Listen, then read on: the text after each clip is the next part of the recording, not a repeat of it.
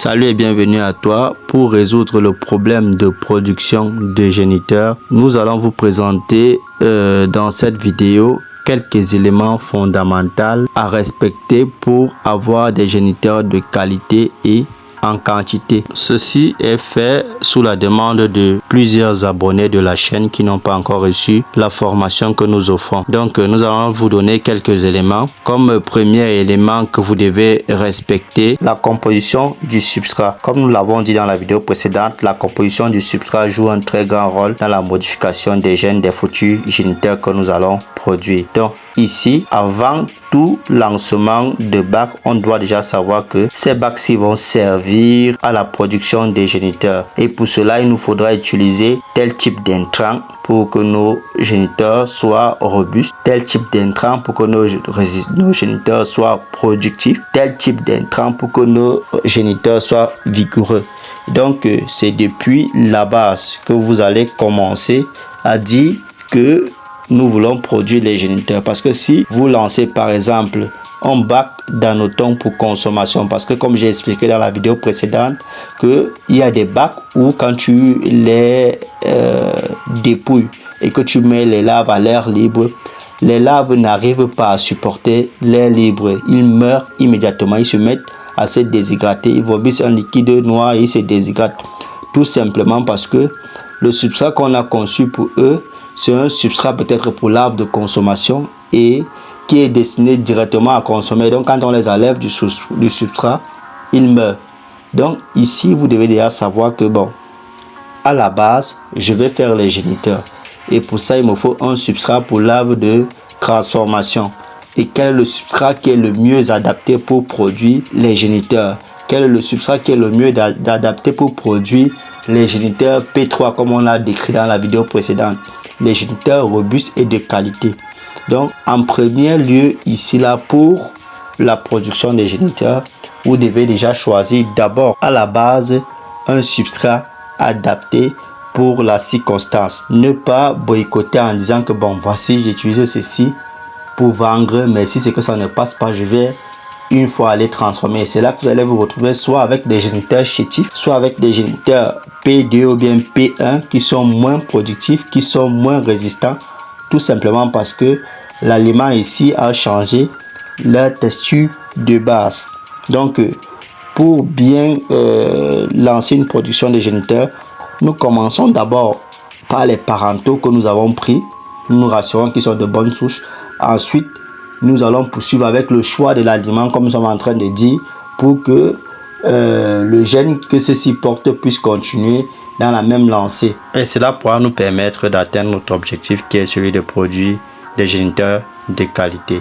Comme deuxième élément à présenter ici, nous avons l'engraissement des larves. Il est très important d'engraisser les larves avant toute incubation des géniteurs. Pourquoi? Parce que il est très important que nos larves pour la production des géniteurs soient déjà d'abord des larves matures, des larves robustes.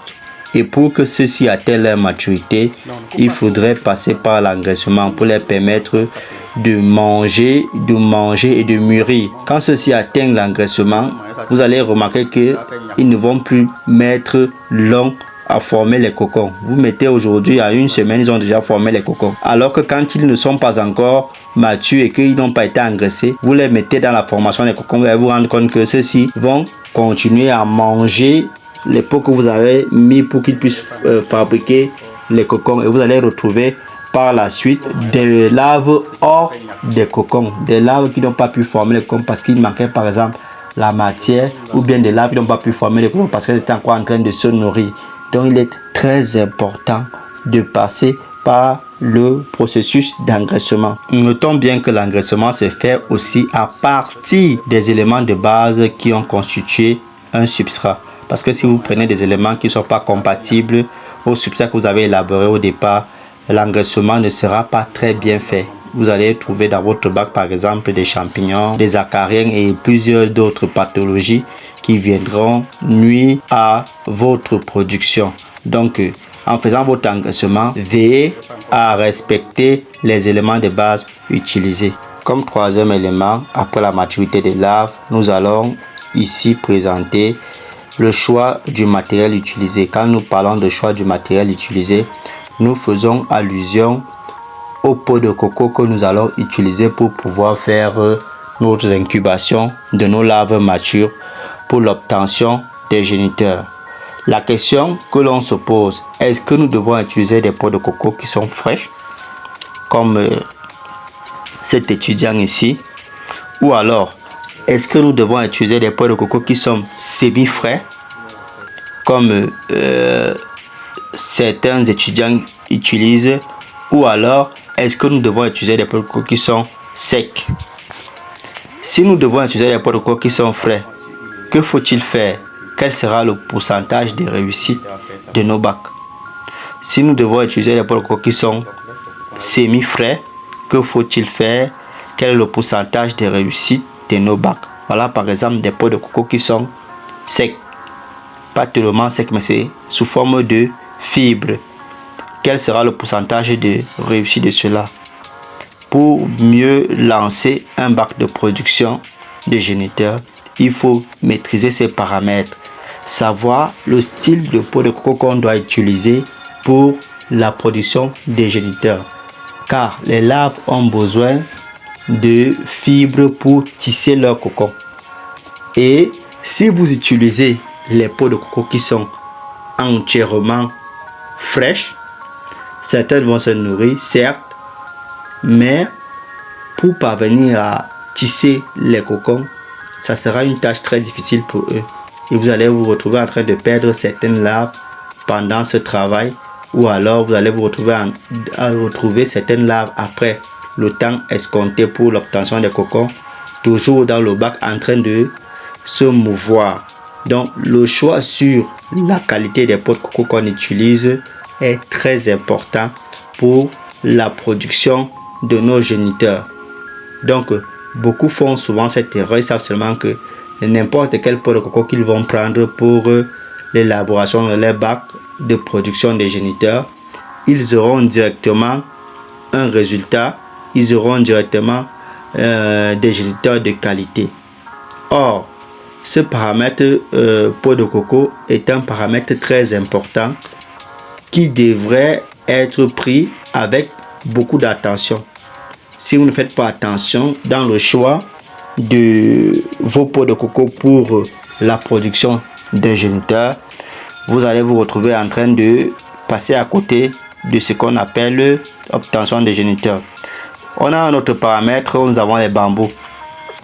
Quel type de bambou faut-il utiliser pour la production des géniteurs? Pour ceux qui utilisent l'option bambou de raffia, parce que le bambou aussi est fait de fibres. Autant on peut produire l'anoton avec le bambou en remplaçant les pots de coco, qu'on peut aussi produire les géniteurs avec le bambou. Mais il faudra aussi bien faire le choix des bambous avant de les utiliser.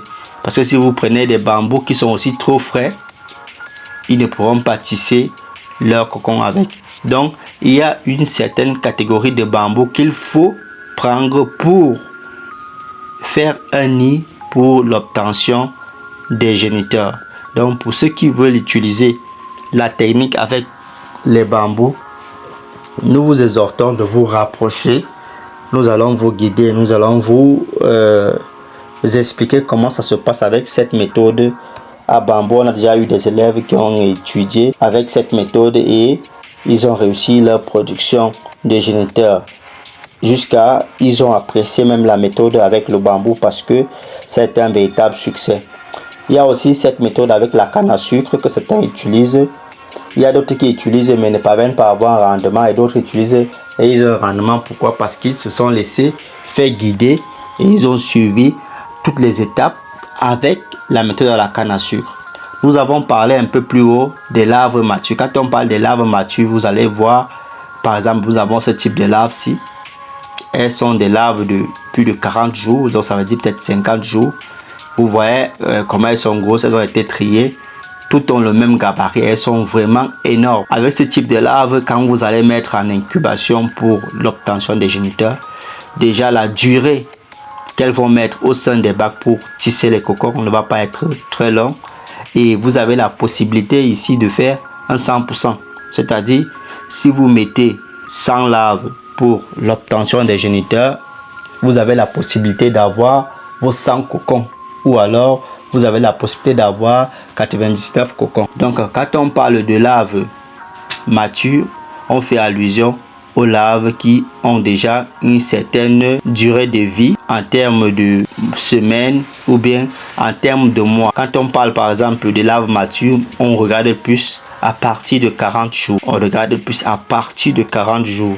Et là, quand vous utilisez ce type de larves qui ont déjà 40 jours et plus, vous allez pouvoir, comme je l'ai dit tantôt, avoir un 100% en ce qui concerne la production des géniteurs. Donc, pour tous ceux qui aimeraient savoir quelle est la taille de la larve qui devrait aller pour la production des géniteurs, voici des exemples que nous vous présentons. La taille des larves qui peuvent rapidement se transformer une fois que l'on les a mis en condition. Vous voyez comment ces larves sont énormes. Avec ça, vous pourriez avoir des géniteurs énormes. Voilà par exemple un bac pour ceux qui ne savaient pas comment faire pour l'obtention des géniteurs. Voilà par exemple un bac où nous sommes en train d'intégrer les larves au sein du nid de production.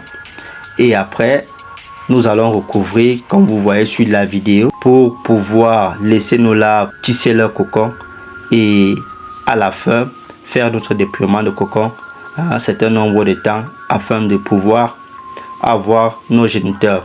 Donc pour tous ceux qui ont encore des difficultés pour la production des géniteurs de qualité et en quantité, veuillez vous rapprocher pour que nous puissions vous guider. Et surtout, n'oubliez pas de vous abonner, liker massivement pour nous encourager à continuer à produire des contenus comme celui-ci. Merci, à la prochaine.